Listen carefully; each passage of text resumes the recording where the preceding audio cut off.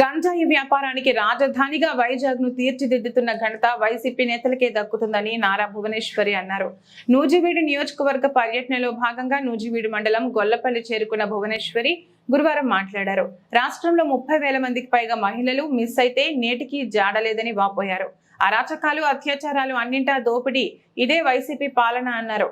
కార్యకర్తలకు టీడీపీ అండగా ఉంటుందన్నారు. అట్లా ఆగకూడదు. ఆ పరిస్థితిలో మనం ఉంటే మన కుటుంబానికి అది అవుతే, మన బిడ్డలకి అది అవుతే ఏం చేయగలం, ఎంత బాధ మీరు పడాలని మీరు ప్రతి ఒక్కళ్ళు ఆలోచించాలి. అట్లానే ఈ గంజాయిని మీ అందరికీ తెలుసు, ఈ మధ్యన 25,000 కిలోలు వైజాగ్ పోర్ట్లో దించారు కంటైనర్లు. ఇంకా అది ఎన్ని లక్షల కోట్లు మనకి తెలియదు. మళ్ళీ అంటారు ఈ ప్రభుత్వం ఇది వైజాగ్ మన రాజధాని. చాలా తెలివైన తప్పుడు పని చేయడానికి తెలివి ఎక్కువ ఈ ప్రభుత్వానికి. ఎందుకు రాజధాని వైజాగ్ని ఎన్నుకున్నారు?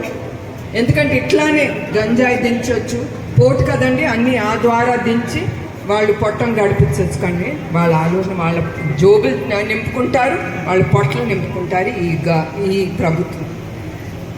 దాని గంజాయి క్యాపిటల్ రాజధానిగా తీర్చిదిద్దుతున్నారు. అదే కాకుండా ఈ గంజాయి ఆఖరికి ఆడబిడ్డల్ని కూడా వదలట్లేదు. ఈ గంజాయితో ఈ యువకులు ఆడబిడ్డలకి అలవాటు చేసి వాళ్ళు తీసుకుని ఆడబిడ్డల్ని అరాచకాలు చేసి వాళ్ళని చాలా హింసిస్తున్నారు.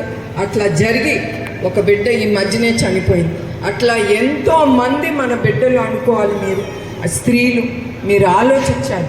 అట్లా ఆడబిడ్డలు ఎంతోమంది చనిపోతున్నారు ఈ అరాచకాలకి గురయ్యి. వాళ్ళు ఒక్కరికి చెప్పుకోలేరు కదమ్మా, సిగ్గుపడి వాళ్ళ ఆత్మహత్యకి గురవుతున్నారు. అట్లానే ఈ ప్రభుత్వంలో 30,196 స్త్రీలు కనపట్లేదు. ఇప్పటికి కూడా తెలీదు వాళ్ళు ఏమయ్యారు. అది ఈ ప్రభుత్వం కింద మన స్త్రీలకి రక్షణ. ఇది వాళ్ళు ఇచ్చే రక్షణ.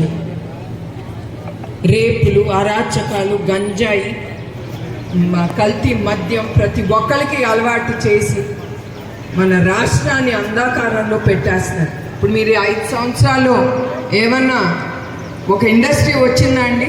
ఏమైనా మంచి పని చేశారా మీరు చెప్పచ్చు.